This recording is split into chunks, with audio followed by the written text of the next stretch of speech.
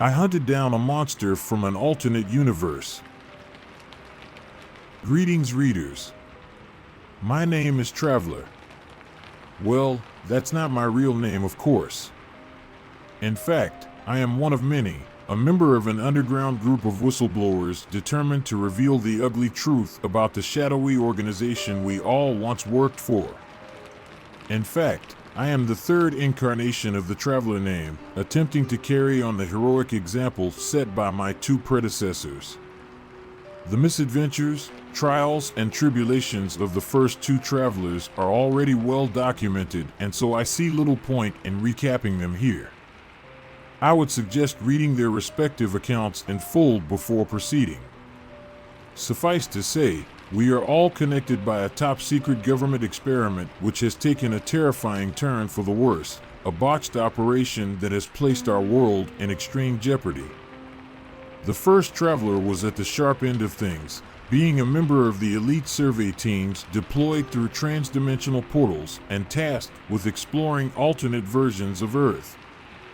It would be fair to say that Traveler 1 wasn't the type you'd expect to find on top-secret and highly dangerous missions.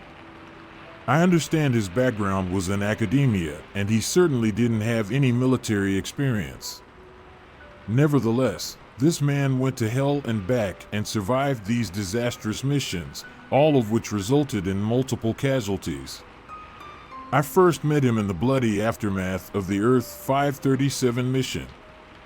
As you'll recall, this was the occasion when an alien automated drone followed the team back through the portal and laid waste to our control room, killing 12 personnel and destroying equipment worth millions.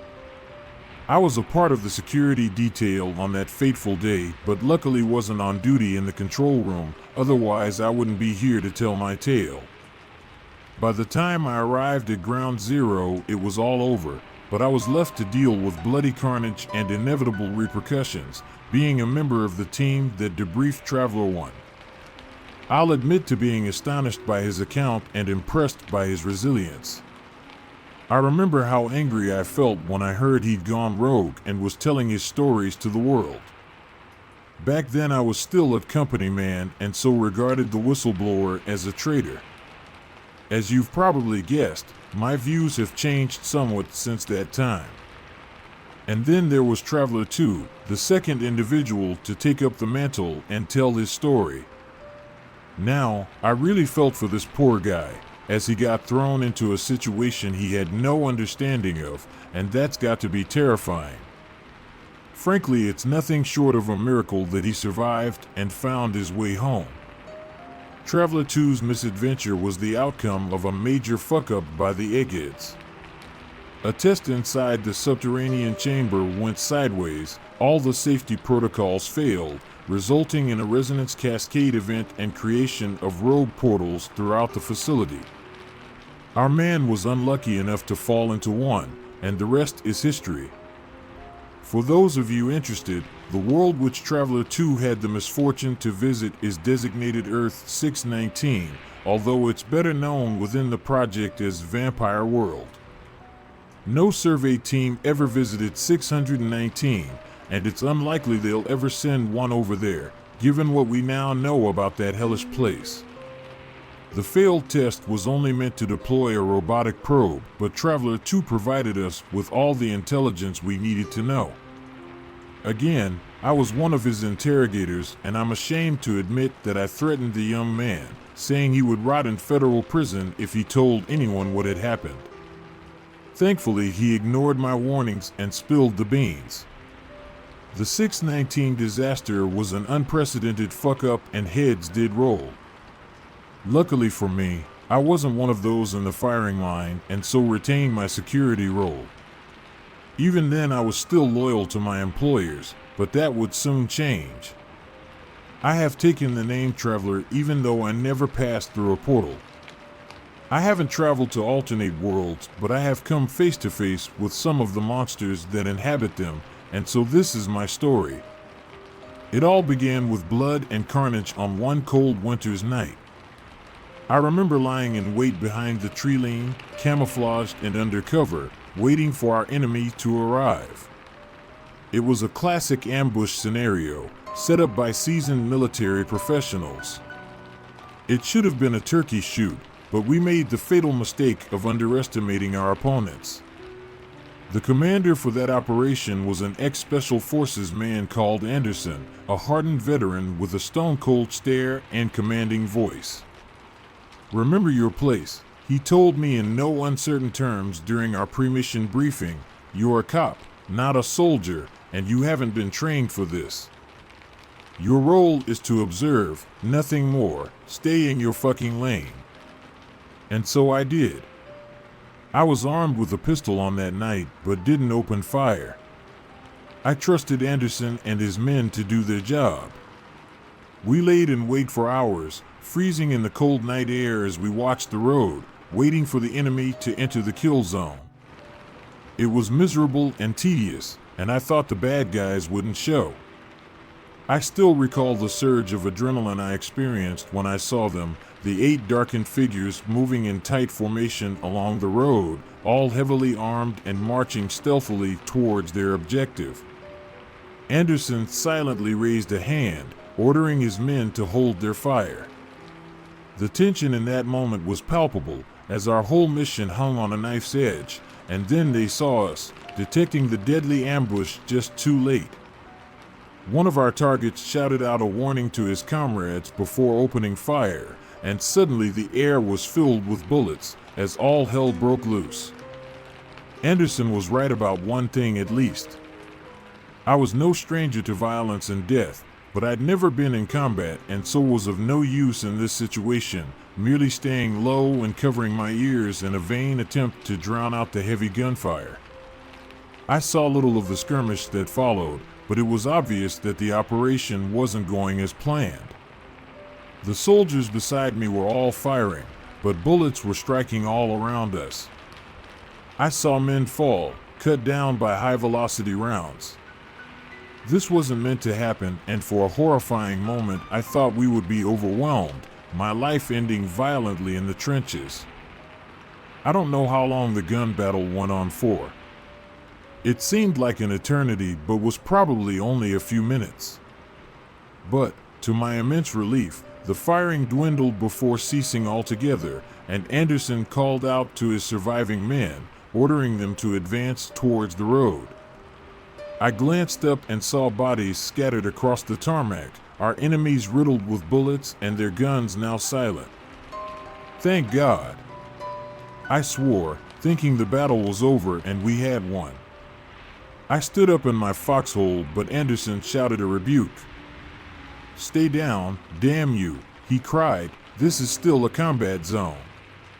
I was frustrated and annoyed, but nevertheless obeyed the old soldier's order without question, and thank God I did, because a moment later there was an almighty explosion, a flash of intense light that lit up the night and an intense wave of heat which threw me off my feet.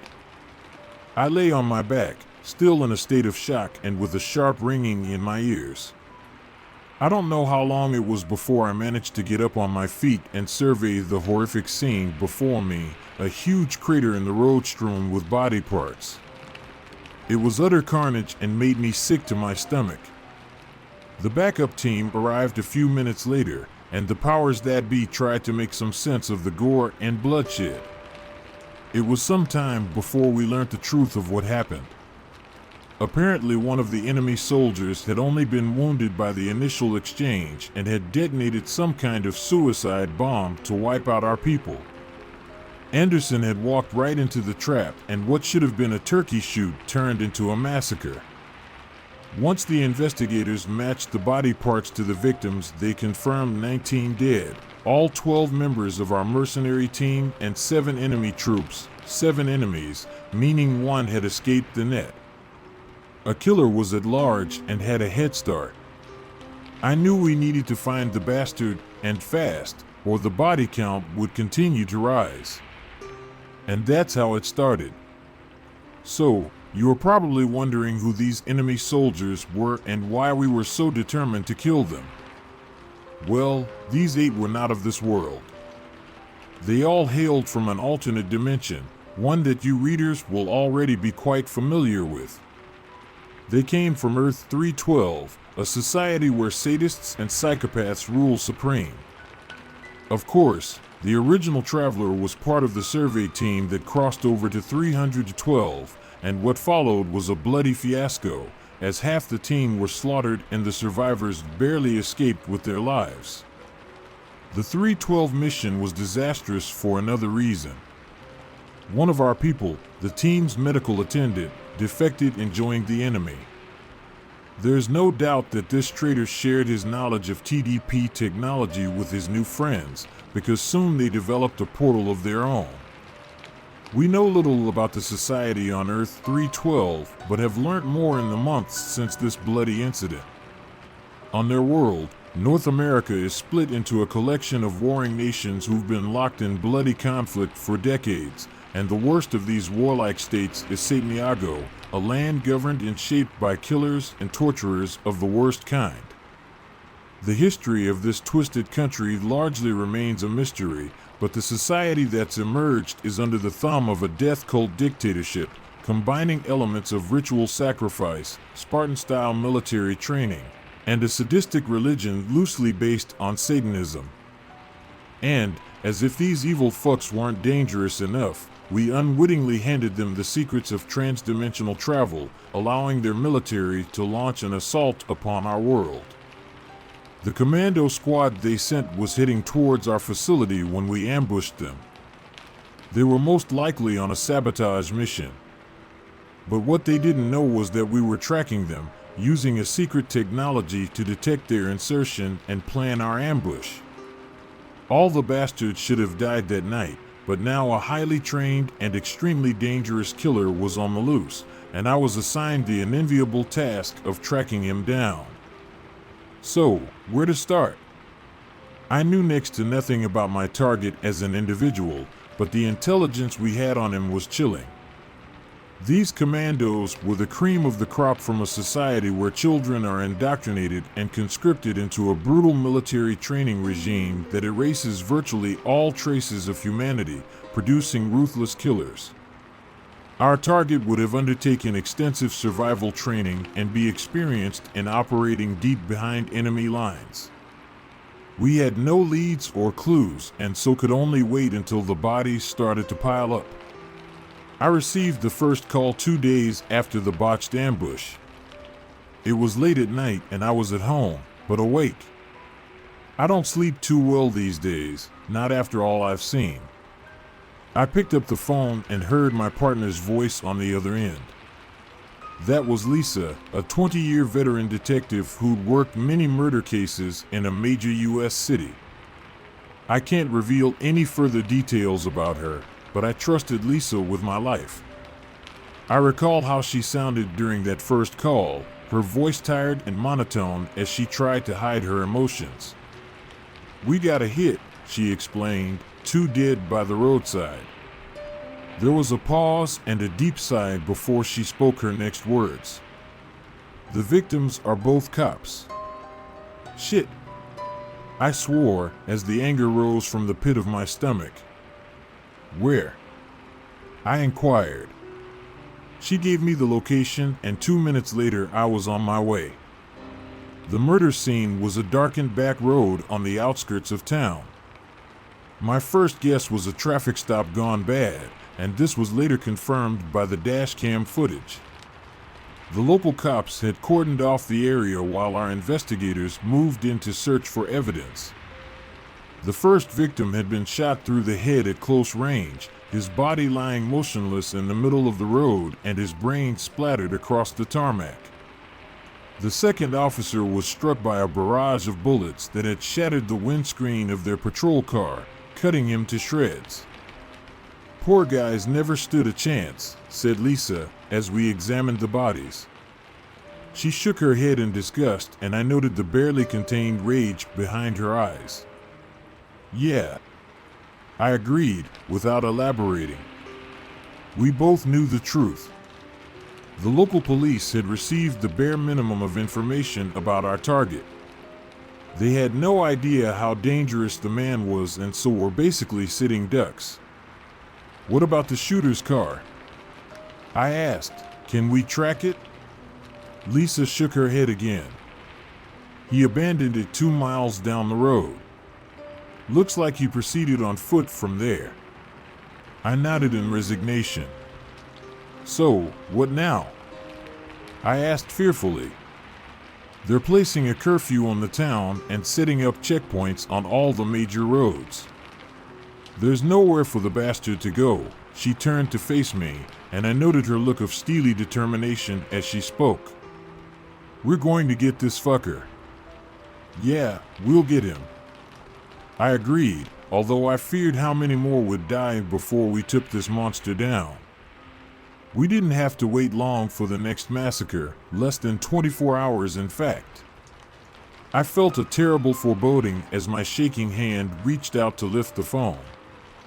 Lisa's voice was strained and emotional as she communicated the details.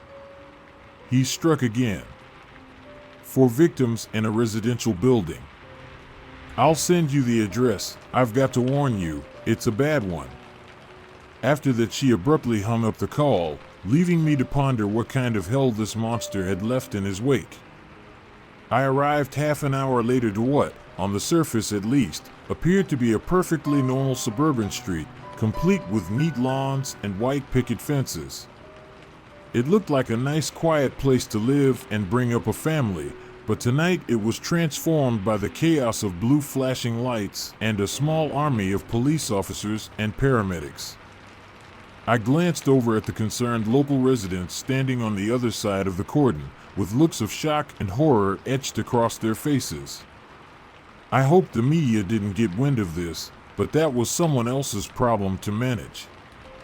The outside of the house appeared normal, and clearly he hadn't broken in through the front door, but as I approached, I recognized the foul stench of death that I'd encountered too many times before.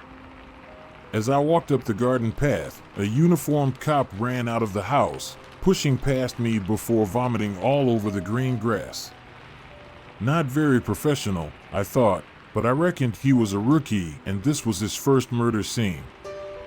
Still, when I entered the house and saw the horrors within, I could hardly blame him. In the hallway, at the bottom of the staircase, was a human head, severed at the neck and affixed to the banister. The decapitated head had belonged to a middle-aged man. His bloodshot but now lifeless eyes remained open, staring at me in what seemed like an accusatory manner, and his mouth was open as if he was trying to scream his last words. I stood there for a moment, stunned by the utter savagery of the scene before me. It took a moment to regain my composure and to consider where the rest of this man's body was. I soon got my answer as Lisa's called down from upstairs, telling me to join her. I did so with great reluctance, avoiding the severed head as I carefully made my way up the blood-splattered staircase. The man's headless corpse was at the top of the stairs.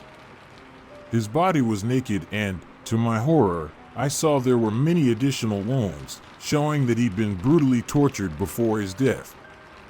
I couldn't imagine the terror and pain he'd suffered, but it got worse when I entered the master bedroom. There were 2 bodies lying face down in pools of blood. Both were wearing pajamas and looked young, possibly in their early teens. I saw they were a boy and a girl, their innocent blood now soaked into the carpet. I was glad I couldn't see their faces.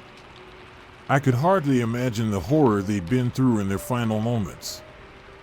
The final victim was a middle-aged woman, naked and tied to the bed. She'd been stabbed multiple times through her chest and stomach. Lisa was standing beside the bed, staring down at the body, her eyes scanning the scene and taking in the details of the horrific crime. Jesus! I swore, what the fuck happened? Lisa took a deep breath before replying. He'd broken through a back window while the family were asleep, overpowered the parents and restrained them. She nodded towards a wooden chair facing the bed, which I'd previously missed. The father was bound and gagged over there, the mother stripped and tied to the bed. She paused briefly, her lips trembling as she struggled to continue. He brought the children in next and slit their throats. Made their parents watch. He raped the mother before stabbing her to death and finally turned his knife on the father, torturing him for almost an hour before finally cutting his throat and chopping off his head. My God. I didn't know what else to say. I'd witnessed some horrific atrocities during my years on the force, but the brutality and sadism of this attack was on a different level. It took me a moment to fight through my disgust and outrage and focus on the case. How do you know all this? The order of the killings, I mean? I asked. Lisa didn't look at me as she took a phone out of her pocket and held it aloft. Because he filmed it all on this. Looks like he stole the phone off one of the dead cops. Oh fuck. I swore, not wanting to believe it. Lisa must have watched the video already, God help her. I shook my head in disbelief as it started to come together in my exhausted brain. He knows he's going to get caught.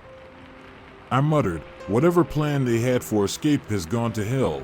He knows he's a dead man, but he's fucking with us, killing innocent people and leaving a trail of bodies for us to find.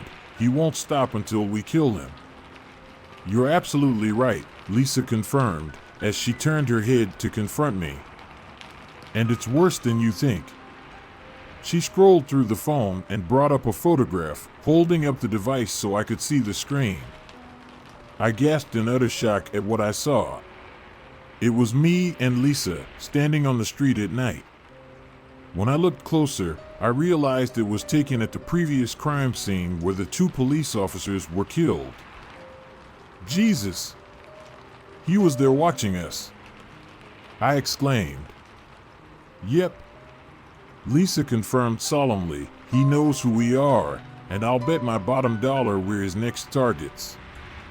A cold chill ran up my spine and I experienced a raw terror, realizing that the hunters had now become the hunted, and now it was either him or us. Once again, our extensive searches were unsuccessful as our target went to ground. We were sure the killer was still in the vicinity, but it seemed unlikely we'd get him before he struck again. I was still on the road, struggling to keep my eyes open as I patrolled the streets. It was after midnight when I got the inevitable call from Lisa. I need you out here. I'll text you the coordinates, she said, in her usual monotone voice. This call struck me as odd for a couple of reasons. She'd asked me to meet her urgently, and so I assumed there'd been another massacre, but Lisa had offered no details on the circumstances or number of victims. My sat NAV showed the location was out of town in an unpopulated area. I was expecting another carjacking or botched traffic stop, but was surprised when I arrived by the side of an abandoned road. I saw Lisa standing beside her car, but there were no blues and whites, cops, or investigators anywhere to be seen. I parked up, keeping my headlights on as I jumped out of my car and went to speak with my partner. I should have realized something was wrong as soon as I saw the look in her eyes. I'd been around criminals for long enough to know when somebody looked guilty. What the hell, Lisa? I asked, what's happening? She shook her head and I noted how she couldn't meet my eye. I'm so sorry, old friend. I knew you'd never agree to this, but there's no other way. I couldn't sit back and wait for another innocent family to get butchered. We need to finish this tonight. My exhausted brain was working overtime as I tried to make sense of what she was saying, and then it clicked. Jesus! We're the bait! I exclaimed. She nodded her head solemnly in confirmation. I couldn't believe how reckless Lisa had been, and I felt a cold chill as I realized we were in extreme danger. Fuck this! I swore as I reached out and grabbed my partner by her arm. This shit is crazy. We need to get out. I didn't get a chance to finish my sentence because in that moment a bullet whizzed only inches past our heads, shattering Lisa's front windscreen. Get down, she screamed. We ducked into cover just in the nick of time as a barrage of rounds struck all around us. I drew my pistol, scanning the darkened tree lane, trying in vain to identify the shooter's position. The shooting stopped as abruptly as it had begun, and we waited, taking cover behind the shot-up car. The tension was almost unbearable, and the attack came like a bolt from the blue. I heard what sounded like the crack of a twig coming from behind us. Turning quickly, I saw a blur of movement as a figure emerged from the shadows, slashing out with a sharp blade. His target was Lisa, and the bastard's knife found its mark, slashing my partner's throat and spilling her blood over the grass. I tried to react quickly, but my instincts weren't fast enough, as the killer smashed the gun from my hand and struck me hard in the face, breaking my nose and knocking me down. I fought the pain and looked up at my attacker, seeing his face for the first time. It's strange because, looking back, I can't remember his features. All I recall is his dark predatory eyes and sadistic smile as he sheathed his knife and drew his pistol, advancing upon me, preparing to deliver his coup de grace. I closed my eyes and prepared for death. A shot rang out, but I felt no pain. Opening my eyes, I saw my attacker's face screw up in pain as a bullet tore into his back. To my astonishment, I saw my dying partner Lisa, blood pouring from her cut throat, her face a deadly shade of pale as she lay dying on the ground. She'd used her last ounce of strength to lift her gun and fire. The killer swore as he turned away from me, and I realized this was my last chance. I reached out and grabbed my pistol, aiming upwards at his torso and firing. Boom! Boom! Boom! 3 shots, all hitting him in the chest. I saw him fall, but didn't want to leave it to chance. Pulling myself up, I stood over the target and kept shooting, emptying my entire clip into his limp body. My hand was still shaking after I heard the empty click. It was only then that I remembered Lisa and ran to her side, taking her hand and calling her name.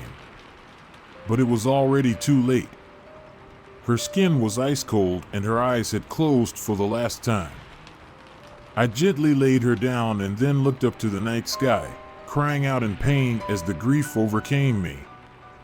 What followed was a cleanup operation like none other. If my employers are good at one thing, it's covering up their fuck-ups, and this operation was no exception. They never acknowledged the deaths of our people and spate of murders carried out by a serial killer from another dimension. How could they? The deaths were written up under various causes, and the media were kept out of it. The anonymous killer and his comrades from Earth 312 had never officially existed, and so their remains were cremated and disposed of without ceremony. As for me, I was expected to return to duty after a brief hiatus. But I couldn't go back to doing that job. I could no longer be a government stooge or continue to cover up their deadly mistakes, and so I've joined the growing posse of whistleblowers taking on the Traveler name. Others will follow, and together we will stop this evil. Our strength is the truth, and we will win this battle, no matter what it takes.